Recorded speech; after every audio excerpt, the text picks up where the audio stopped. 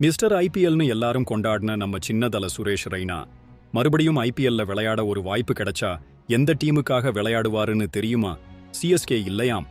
யாருன்னு தெரிஞ்சா ஷாக் ஆகிடுவீங்க.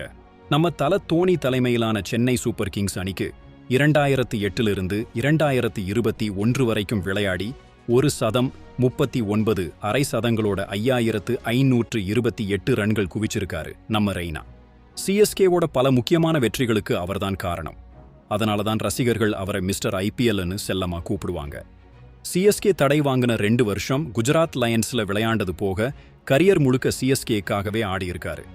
ஆனா 2021க்கு பிறகு சிஎஸ்கே அவரை எடுக்கல.